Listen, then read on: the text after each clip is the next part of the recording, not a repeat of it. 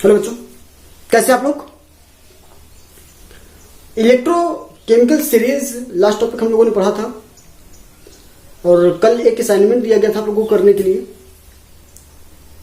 अभी तक उसका किसी का रिप्लाई नहीं आया है। उसमें से कुछ बच्चों के डाउट्स थे सेकंड क्वेश्चन को लेकर के। चलिए सर, सेकंड क्वेश्चन से हम लोग स्टार्ट करते हैं। सेकंड क्वेश्चन आपका बड़ा सिंपल सा था कि SN4+ SN2+ है। SN4+ SN2+ और इसका एक इलेक्ट्रोड रिडक्शन पोटेंशियल का वैल्यू दिया था +0.15। ठीक, सेकंड वैल्यू क्या थी हमारी, क्रोमियम 3+2 क्रोमियम और इसकी वैल्यू थी -0.74। ये दोनों वैल्यू दिया था और यहां पर पूछा क्या था, ई नॉट सेल साथ EMF था या ई सेल था, ऐसे था कुछ। EMF या E cell, both of these are same things. समझिए कि EMF का मतलब क्या है, the force which is responsible for the motion of electron.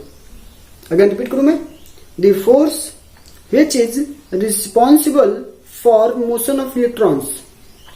E cell में भी तो वही होता है ना यार। ई सेल का मतलब क्या, इलेक्ट्रॉन की मूवमेंट के लिए ये भी रिस्पॉन्सिबल होता है कहीं ना कहीं। अब एक चीज समझिए, तो दोनों EMF और ई सेल इक्वल ही दिखेंगे आपको एक तरह से, सोच के देखिए आप लोग। तो ई नॉट सेल है ये हमारा। यहां पर आप जानते हैं कि ई कैथोड माइनस ई एनोड। और इलेक्ट्रोकेमिकल सीरीज हमको ये बताती है कि जिसका रिडक्शन पोटेंशियल हाई है वो सदैव कैथोड बनता है। ये इंपॉर्टेंट बात आप नोट कर लीजिए कि जब रिडक्शन पोटेंशियल हाई है तो वो सदैव क्या बनेगा, कैथोड बनेगा। ये सिंपल सी बात है। आप ऐसे तो किसी भी रिएक्शन को देखेंगे तुरंत समझ जाएंगे कौन सा कैथोड होगा कौन सा एनोड। ये एक सदैव कैथोड होगा और ये एनोड हो जाएगा। तो ई नॉट सेल के अकॉर्डिंग क्या होता है, ई कैथोड माइनस ई एनोड। अब सॉल्व हो जाएगा ये क्वेश्चन, अब तो हो जाना चाहिए ना। E cell is equal to E cathode minus E anode, कोई डाउट नहीं इसमें, सॉल्व कर लीजिएगा। अगर अभी भी प्रॉब्लम होती है तो फिर से पूछेगा, मैं फिर से डिवाइड कर दूंगा इसको। अगेन अगला टर्म है आपका नेक्स्ट इक्वेशन। चलिए नेक्स्ट इक्वेशन से हम लोग स्टार्ट करते हैं। नेक्स्ट इक्वेशन की बात करने जा रहे हैं। Again this is a very simple topic.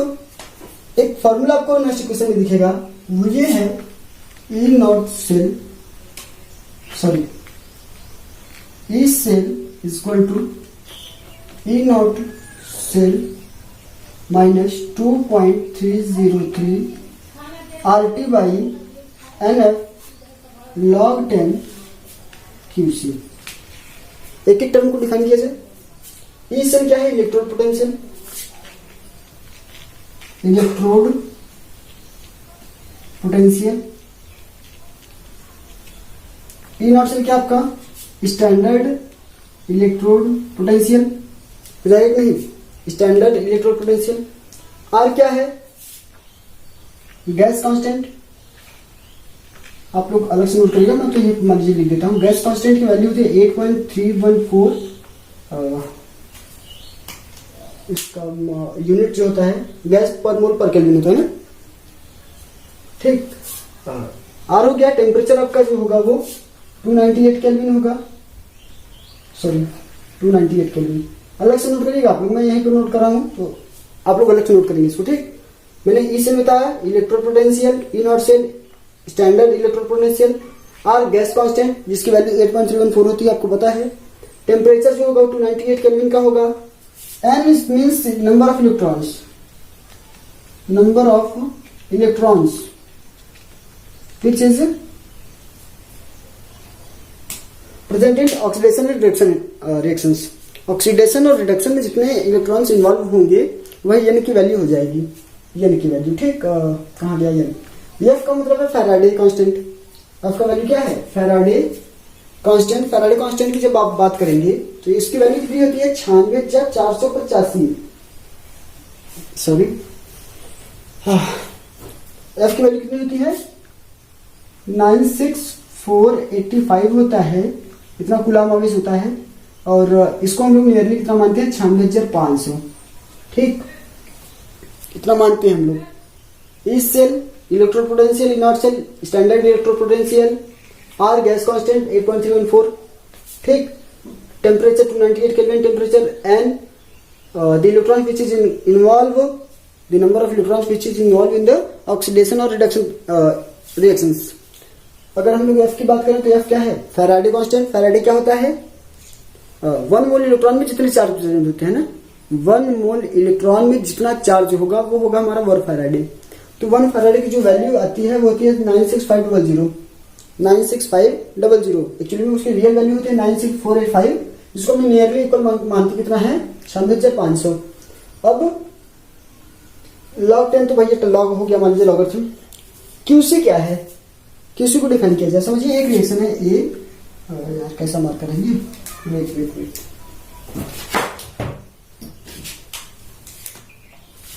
A plus B से सी प्लस डी का फॉर्मेशन हुआ, ठीक।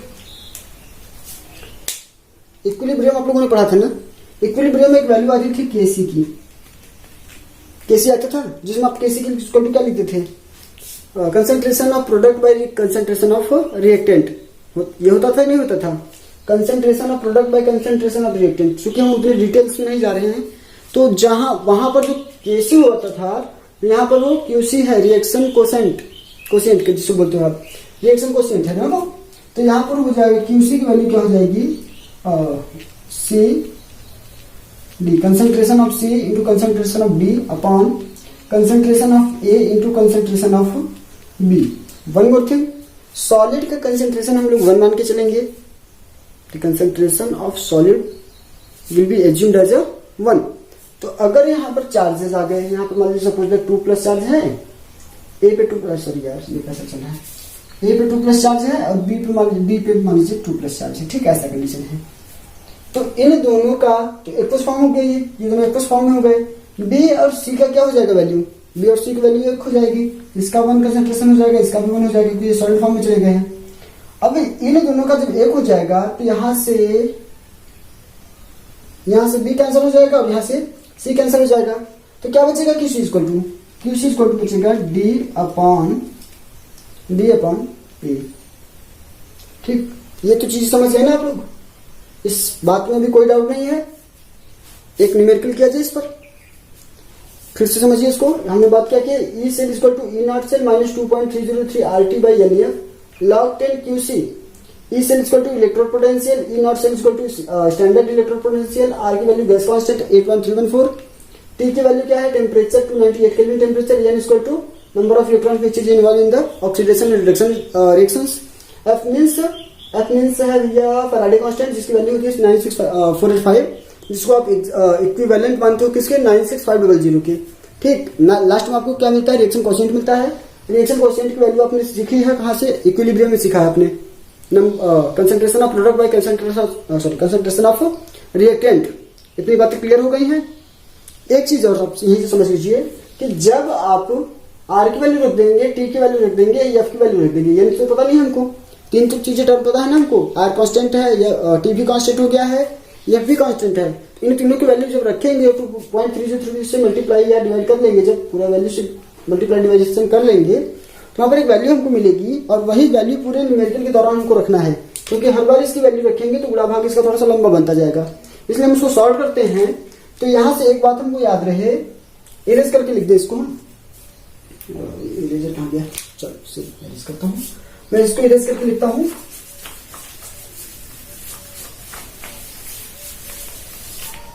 समझिए, तो जब भी लिखना होगा E cell equal to E not cell minus, अभी क्या था 2.303 RT बाई एनएफ था, आर की वैल्यू रख देने पर, टी की वैल्यू रख देने पर, एफ की वैल्यू रख देने पर यहाँ पर एक वैल्यू प्राप्त होगी हमको 0.0591 बाई एन, फिर log 10। अब क्यूसी को हम क्या लिख सकते हैं, concentration of product by concentration of reactant. तो अब हमको जहां पर भी फॉर्मूला अप्लाई करना होगा, इसका अप्लाई करना होगा, ठीक है। ये सेम टू सेम फॉर्मूला हम अप्लाई करेंगे और किसी भी न्यूमेरिकल को बड़ी आसानी से सॉल्व कर लेंगे।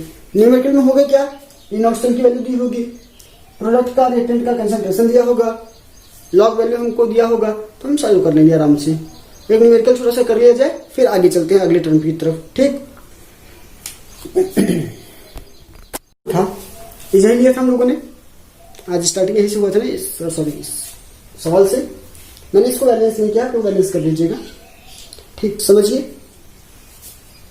एक चीज मैं बताऊं आपको, ये जो कॉफी लिखे होते हैं ना यहाँ पर 1 2 3 4 वाले नंबर्स, इनका ये सेल पे कोई इफेक्ट नहीं होता। मैं एग्जांपल के लिए बताऊं, एग्जांपल के लिए सपोज दैट ये आपका एफ है, सॉरी यार ये मार्कर आज सही नहीं चला, एफ है, इसको आपने इलेक्ट्रॉन दिया और ये बन गया एफ माइनस। ठीक, सपोज दैट ये 2f है, इसको आपने 2 इलेक्ट्रॉन्स दिया और ये 2f माइनस हो गया।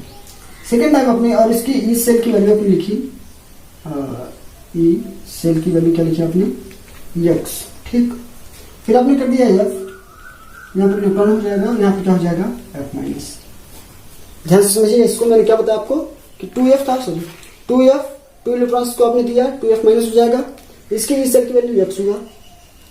और दूसरी बार में हमने क्या किया, ये f हो गया, इसको 1 इलेक्ट्रॉन दिया आपने, f माइनस हो जाएगा। सही बात है ये। अब क्या इसकी इस सेल की वैल्यू आप लिखने वाले हैं x/2। अगर आप ऐसा सोच रहे हैं कि इसकी x/2 वैल्यू हो जाएगी क्योंकि इसको आपने आधा कर दिया, तो क्या ये इसकी वैल्यू आधी हो जाएगी? तो गलत है, ये कभी भी इस पर इसका कोई इफेक्ट नहीं होता है। इस सेल की वैल्यू यहाँ x है तो यहाँ पर भी ये इस सेल की वैल्यू x ही होगा। क्लियर है ना? ये छोटे छोटे डाउट्स आप लोगों को एकदम क्लियर रहने चाहिए। मैंने क्या होता है कि ये कोशिएंट जो दिए होते हैं या जो नंबर्स दिए होते हैं, इनका इस सेल पर कोई इफेक्ट नहीं पड़ता, इसलिए मैंने इसको बैलेंस नहीं किया है। आप लोग अपनी सुविधा के लिए बैलेंस कर लीजिएगा। चलिए सॉल्व करते हैं इसको हम लोग। CrSn4+ कंसेंट्रेशन इसका 0.01 m दिया है, मोलर ना, 0.01 मोलर दिया हुआ है। आगे दिया है Cr3+ Sn2, सॉरी हाँ ठीक, Sr3+ दिया हुआ है, साथ में Sn2+ दिया हुआ है। ऑक्सीडेशन रिएक्शन आप समझिए किसका हो रहा है, बताइए। ऑक्सीडेशन रिएक्शन किसका चल रहा है यहाँ पर?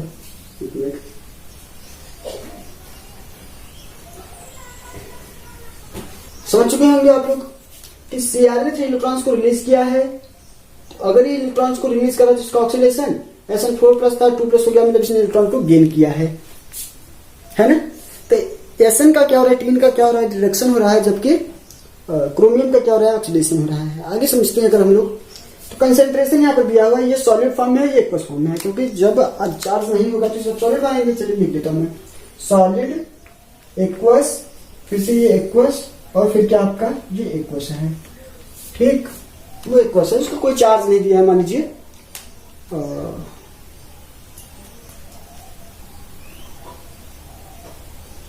कंसेंट्रेशन उसका नहीं दिया है, खत्म करो उसको। चलो ऐसा है, मान लिया हमने, ये सॉलिड बना दिया हमने इसको। सिंपल आप बता रहे हैं आपको, दे सकता है उसका भी कंसेंट्रेशन दे सकता है सवाल में। मैंने एक्चुअली अभी जस्ट इसको बना दिया क्वेश्चन, तो यहाँ पर भी कंसेंट्रेशन दे सकता था, देगा तो उसके अकॉर्डिंग वो करेंगे। अभी हमने मान लिया कि सॉलिड है ये। अब क्या करेंगे हम लोग, अब हमको क्या करना है, वैल्यूज रखेंगे, इसको यूज कर लेते हैं। ये आप समझ चुके होंगे क्या, इस cell equal to E0 cell minus 0.0591/n log 10 P/R है ना। यहां से आप समझने की बात आ गई। देखिए कितने इलेक्ट्रॉन्स इन्वॉल्व है रिएक्शन में, ऑक्सीडेशन रिएक्शन में कितने रिएक्शन इन्वॉल्व हैं। ये जब आप बैलेंस करेंगे तो इलेक्ट्रॉनिक संख्या आपको मिल जाएगी। बैलेंस करना आता है ना आप लोगों को, ऑक्सीडेशन में देख लीजिए, रिएक्शन में देख लीजिए, फिर जितने से आपको जरूरत पड़े तो उससे मल्टीप्लाई कर लीजिए, तो आपको एक नंबर ऑफ इलेक्ट्रॉन्स मिल जाएंगे। जितने नंबर ऑफ इलेक्ट्रॉन्स इन्वॉल्व होंगे वो n की वैल्यू हो जाएगी। कंसेंट्रेशन ऑफ P/R करेंगे जब आप, इसकी वैल्यू की E0 सेल की वैल्यू दी हुई है पहले से। नंबर ऑफ इलेक्ट्रॉन कहां से मिलेगा, जब ऑक्सीडेशन और रिडक्शन का वैल्यू आप निकालेंगे तो आपको एक बैलेंस रिएक्शन मिलेगी ना, जिसमें आप नंबर ऑफ इलेक्ट्रॉन इक्वल करेंगे। जब तो नंबर ऑफ इलेक्ट्रॉन जो होगा वही होगा हमारा n की वैल्यू। आगे आप P/R करते हैं तो ये आपका प्रोडक्ट है, ये रिएक्टेंट है। इसको आप क्या लिख सकते हो, 10 टू पावर माइनस कितना कर सकते हो आप, सोचिए 10 टू पावर -3 कर सकते हो ना, और इसको आप कर सकते हो 10 टू पावर -2। तो आप 10 to power -3 upon 10 to power -2 कर दीजिए, 10 to power -3 upon 10 to power -2। अब इसको सॉल्व कर दीजिए, जो भी निकलता है आपका।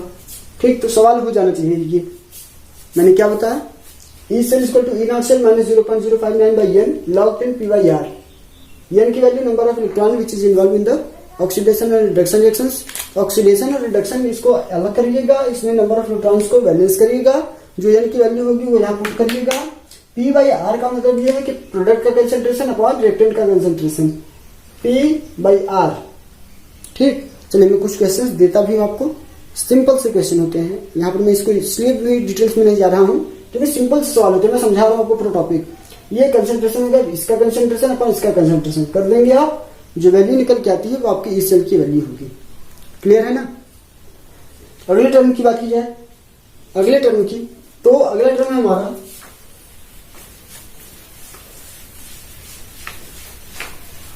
ये सिंपल से सवाल आप लोग कर लेंगे। अब नेक्स्ट टर्म है हमारा, सपोज दैट ये आपका सेल होगा,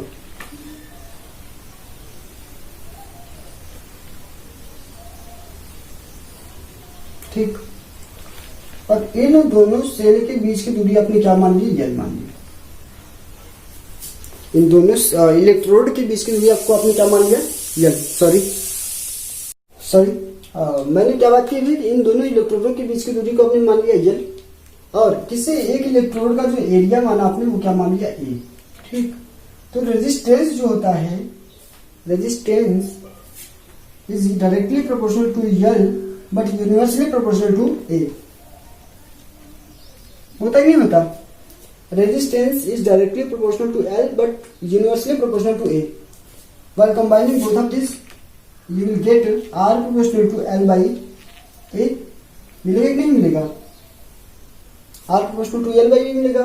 और जब प्रोपोर्शनलिटी का आप सिंबल हटाएंगे तो यहाँ पर कांस्टेंट वैल्यू आएगी, वो कांस्टेंट वैल्यू क्या है, रो, L by A,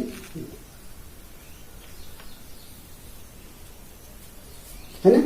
ये आपका रेजिस्टेंस और ये आपका रो क्या हो जाएगा, specific resistance, specific resistance. Clear है, resistance, specific resistance, L length, A area, सब आप समझ गए हैं। यहाँ पर ये क्यों कैसे आपको समझ में आया ना, मैंने क्या बात की, इन दोनों इलेक्ट्रोड के बीच की दूरी एल किया हमने, एरिया इसका क्या मान लिया, ए मान लिया। तो आर प्रोपोर्शनल टू एल होता है, आर प्रोपोर्शनल टू 1/a भी होता है। आर प्रोपोर्शनल टू, दोनों को कंबाइन कर दीजिए, R proportional to L by हो जाएगा। प्रोपोर्शनल का सिंबल हटाएंगे, एक कांस्टेंट वैल्यू आएगी, वो कांस्टेंट वैल्यू क्या है, रो की है। R proportional to L, sorry rho L by A. हो गया, ये इतना क्लियर है। आगे चले नेक्स्ट।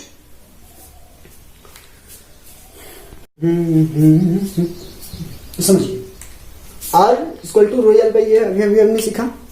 अच्छा, आर का यूनिट क्या होता है, आर की जो यूनिट होती है उसे आप बोलते हो ओम, बोलते हो ना। आर की यूनिट ओम है, तो रो की यूनिट क्या हो जाएगी, अब सोचिए रो की यूनिट क्या हो जाएगी। अब रो इक्वल टू लिखेंगे जब आप, तो हो जाएगा, रो है ये ना, रो आर ओ, आगे समझिएगा आप लोग। ठीक, तो रो इक्वल टू क्या हो जाएगा, आर ए बाई एल हो जाएगा कि नहीं हो जाएगा, R A by L.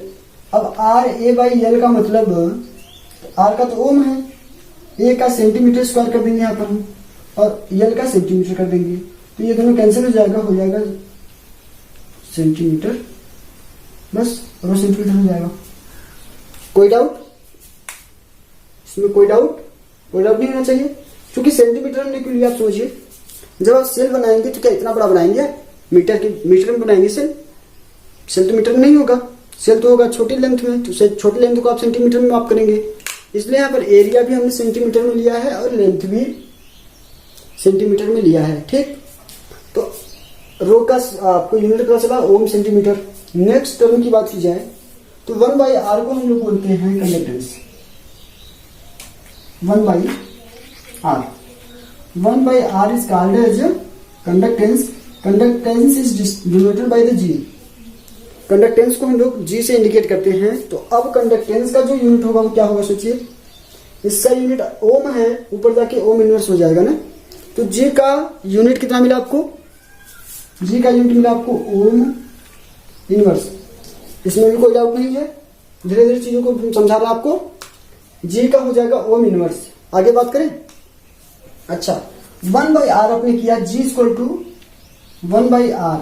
Are की वैल्यू जो है वो ये है, ध्यान से समझिएगा, दिख रहा है ना आपको, 1/r हो जाएगा 1/ρ/L/A। इसको ऊपर भेज दीजिए आप, तो हो जाएगा A/ρL।